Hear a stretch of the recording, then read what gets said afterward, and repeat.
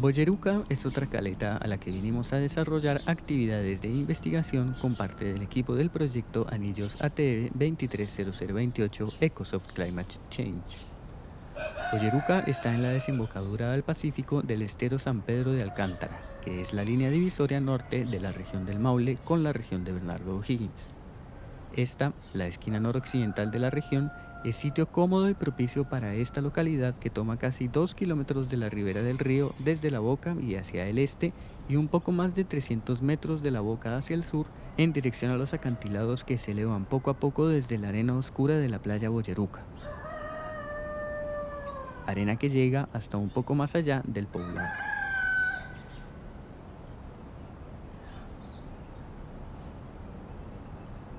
Administrativamente, la caleta o el sector costero Boyeruca dependen de la comuna de Bichuquén, que ya ha aparecido en dos ecocrónicas anteriores, Ecocrónica de Alborada en Aquelarre y Ecocrónica de la región del Maule.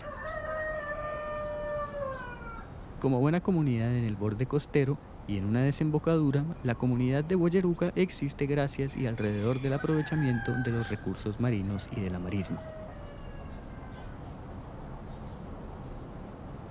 La Boca, vértice regional, es un punto dinámico que sujeta a su suerte a los últimos 10 kilómetros del calmo y no tan sinuoso recorrido final del estero hacia el océano.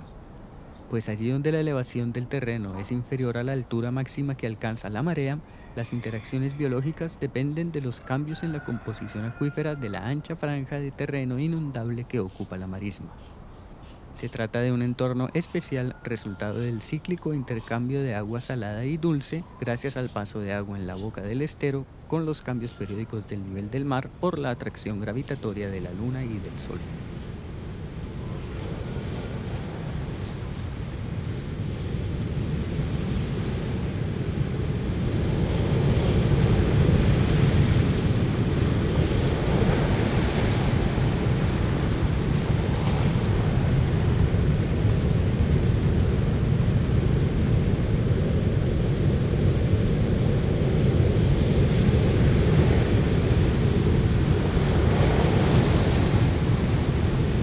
Boyeruca ganó fama porque en su estuario se cultivó, según nos contaron en varias ocasiones allá, se cultivó por primera vez la ostra del Pacífico, Magallana gigas, también conocida como ostra japonesa.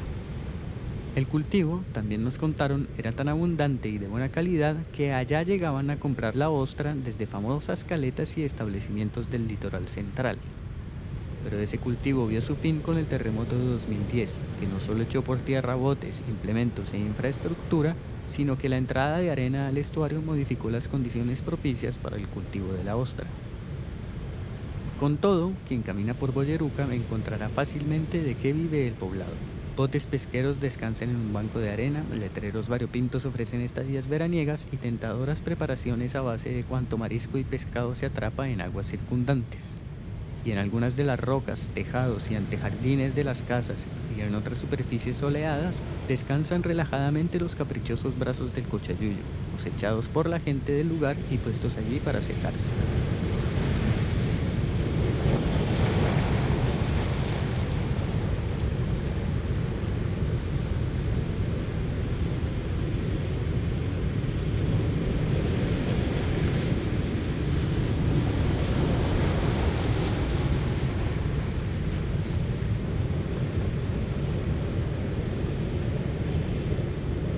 La ensenada, la marisma, el humedal y todo el cuerpo de agua que también es conocido como la laguna de Boyeruca, alcanza a inundar hasta unos 7 kilómetros dentro del continente y desde tiempos de la colonia ha sido famosa porque, gracias a sus características geográficas, en su superficie cuajan por evaporación cristales de sal que son cosechados en los sectores Yoncabén de la región del Maule y Lo Valdivia en la región de O'Higgins.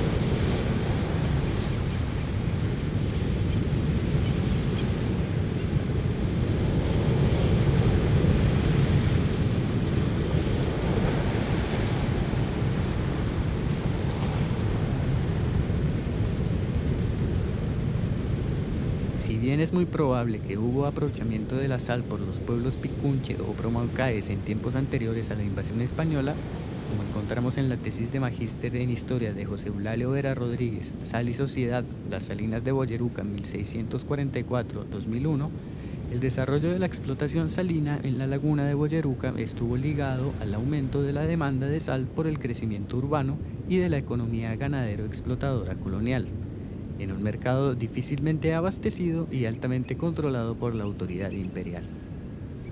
Dice José Eulalio Vera en Sal y Sociedad.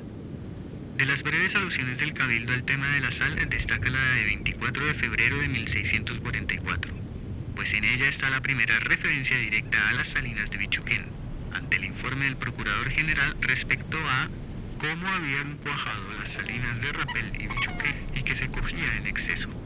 El municipio resolvió nombrar al capitán Martín de Santander para que ejerciese de juez y escribano y que, nombrando ministros que le ayuden, la repartan con igualdad y embargue la cogida para los efectos que convenga, y que mañana se apregone para que todos la vayan a coger. Y más adelante, el gobernador Francisco Ibáñez de Peralta mandó, delante del corregidor del Maule, Juan de Mendoza, a que Antonio Pérez de Valenzuela construyera las salinas. En su tesis, Vera cuenta que ello fue en 1701 y que, según testimonio del mismísimo Pérez, el tenor del mandato fue el siguiente. Le mandó delante de dicho corregidor que labrase unas salinas para su majestad en la laguna de Boyeruca, cita en dicha doctrina de Bichuquén, y que para ello le daría el fomento necesario dicho corregidor, que de no darlo le avisase a su señoría los costos que se causasen en dicha labranza. La obra de Antonio Pérez fueron 6 hileras de piscinas que en el lenguaje salinero son 6 calles con sus respectivos cuarteles. Para ello utilizó 20 peones que trabajaron durante 8 meses aproximadamente y finalmente la estructura quedó de alrededor de 2 cuadras de largo, 250 metros, por una de ancho, 125 metros. Sin embargo, no tuvo mayor apoyo económico para pagarles a los jornaleros, sino es buenas esperanzas, otorgándoles solo media docena de nativos que sacó de quinta de su majestad de los pueblos de Bichuquén y Lora. Y los vecinos de las salinas de Boyeruca, al saber que se construían en nombre del rey, no pusieron resistencia aparente e inclusive colaboraron con 10 o 12 vacunos para alimentar a los peones, que en su mayoría eran jornaleros suyos. Además de fabricar las salinas del rey, Pérez de Valenzuela se constituyó también en su primer administrador, bajo los corregidores Juan de Mendoza, Juan de Obregón e Ignacio de Soey. Su primera cosecha, hacia 1702, fue de 30 cargas, 4.140 kilos, cantidad modesta, pues se estaba iniciando el proceso de hacer sal y también debían salinizarse los barros de las flamantes piscinas salineras. Posteriormente, llegó a elaborar unas 500 fanegas de sal, 69.000 kilos, y afirmaba que bien cuidadas podían producir mucho más de 1.000 fanegas, 138.000 kilos.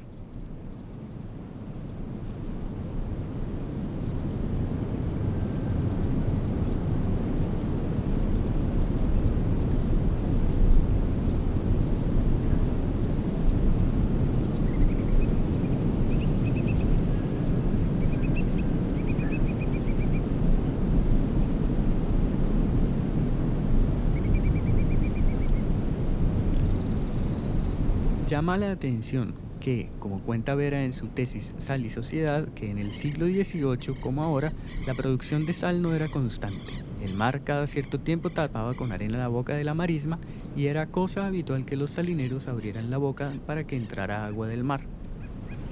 Vera trae el testimonio de un Pedro González, que expuso en una causa judicial que solo se sabe que algunos años no ha dado fruto por haberse cerrado la boca de la laguna de Boyeruca, donde están citas por no haber habido quien la abra. Vera continúa diciendo que se reconoció que bajo la administración del corregidor Juan de Molina no cuajaron las salinas, es decir, no hubo cosecha. Fenómeno que ha sido posible observar también en la actualidad, pues ocurrió a fines de la década de 1990. En ocasiones, en virtud de las altas mareas denominadas sisigias, el oleaje de mayor fuerza logra superar los arenales y entrar a la albúfera. Por ende, se obtenía una pequeña producción. Esto alteraba la producción estimada de sal, trastocando la oferta y la demanda y, por cierto, el abastecimiento normal de la sal, Por ejemplo, el capitán Francisco de Escobar afirmó que en 1723 se lograron apenas 60 cargas en el sitio de Salinas del Rey, y a fines del siglo XVIII, en 1786, Luis A. Velasco informaba que en las costas de Maule suelen fallar estas salinas y estar muy escasa, y a peligro de que no haya ninguna como el día se ha experimentado, por haberse cegado algunas lagunas de donde sacan dicha sal en la predicha costa. Vera proporciona todavía esta descripción del proceso del cuajado de la sal en 1739. Aunque en la realidad son industriales, porque el modo de fabricarlas es haciendo un cerco o palizada doble y llenando de tierra a fuerza de bisón el centro de la palizada en la propia forma que si se fabricara un corral con el ancho de una pared.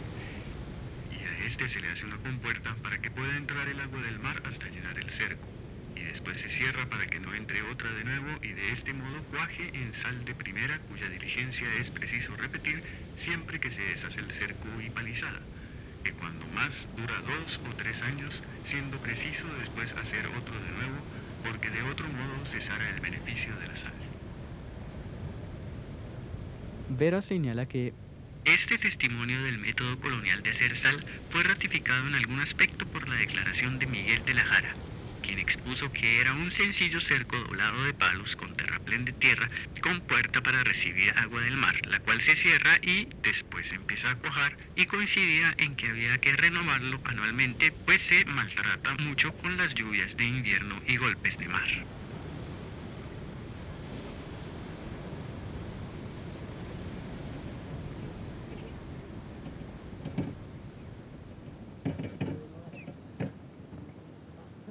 ¿Y por qué devolvió? Venga, venga, ¿para dónde va tan rápido? ¿Qué le pasó que devolvió? No, anda tan rápido, están apurando. Decide tú si quieres certificarla de tipo 4.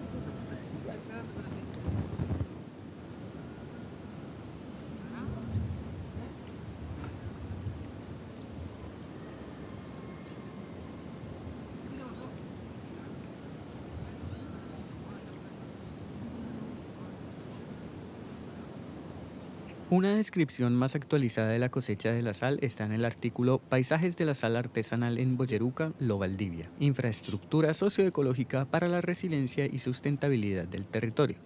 Artículo de Osvaldo Moreno Flores y Camila Romero Iriondo, publicado en el número 129 de 2020 de la revista Cuaderno de Investigación Urbanística de la Universidad Politécnica de Madrid. La descripción que está en ese artículo dice así: La cosecha se ejecuta cuando aumentan las temperaturas y consiste en ir trasladando el agua de pieza en pieza hasta que se forme la sal, de la siguiente manera. El agua salada de la laguna, traída por los canales de alimentación, es almacenada en el corralón donde adquiere mayor temperatura, ayudando a la cristalización de la sal. El agua entra mediante una compuerta que regula los flujos de agua salada que serán procesados. En la llenada, el agua salada entra desde el corralón a la cocedora, donde empieza a procesarse. Estará evaporándose durante 3 días. Luego, el agua pasa a la segunda pieza, llamada sancochadora, durante 2 o 3 días para pasar a la recocedora. Aquí puede estar entre 2 y 4 días. El cuartel va recibiendo agua desde la recocedora durante 25 días mientras se cristaliza y pierde volumen. Así se evita la formación de nata que impide una cristalización pareja. La sal se cosecha en grupo y se van haciendo pilas que se acumulan en la orilla del camino durante 8 días para terminar su secado. Finalmente, la sal se envasa en sacos y desde aquí es llevada a las bodegas para almacenarla y luego ser vendida. La cosecha termina entonces con las primeras lluvias, cuando la laguna empieza a llenarse con agua dulce. Dado que el proceso productivo está ligado en su totalidad a factores naturales, este se desarrolla dinámicamente construyendo y determinando el paisaje. Esa articulación de procesos ecológicos y productivos estaría, según el mismo artículo de Osvaldo Moreno y Camila Romero, en 5 elementos. El primero, el borde de la laguna es un área de transición mantenida por las salinas. Estas evitan el avance de tierra hacia la laguna y aseguran que se mantengan las características del borde. En segundo lugar, Agua en distintas profundidades beneficia la diversidad en la vida silvestre y hace un buen lugar de descanso y alimentación de aves migratorias. El tercer elemento de articulación ecoproductiva del paisaje está, según estos autores, en la Salicornia europaea, o el espárrago de mar, que enrojece preparándose para la dispersión de sus semillas, atrayendo con su color a depredadores. Esta planta tiene raíces poco profundas y prospera en el agua baja que absorbe por ósmosis. Así, ayuda en la concentración de la sal. Cuando la salicornia se tiñe de rojo, es época de cosechar la sal. El cuarto elemento son los canales alimentadores de las salinas, mantenidos por los salineros. Estos funcionan a la manera de los arroyos de marea que se forman naturalmente en las marismas y dependen del ciclo de las mareas, quedando secos cuando baja y ganando profundidad en la marea alta, y que conducen las aguas que entran y salen en los estuarios. Y el último elemento de construcción y determinación del paisaje por la producción salinera estaría en la apertura de la desembocadura que se hace cada año para desembancar la compuerta de la laguna al mar y asegurar la entrada y salida de agua dulce y salada a la laguna, que fundamenta el sistema ecológico del humedal.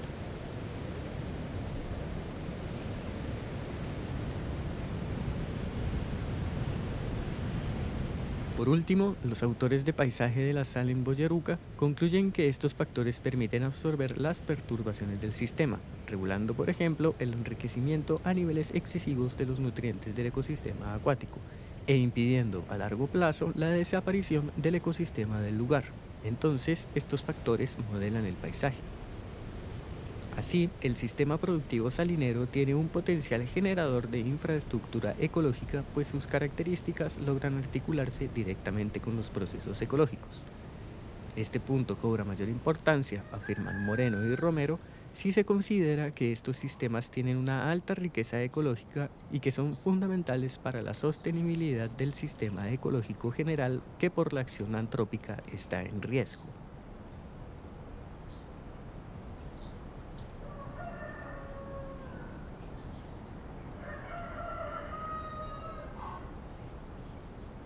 Consultar el PLADECO, Plan de Desarrollo Comunal de la Municipalidad de Bichuquén, proporciona alguna información sobre los riesgos ambientales que enfrenta Boyaruca.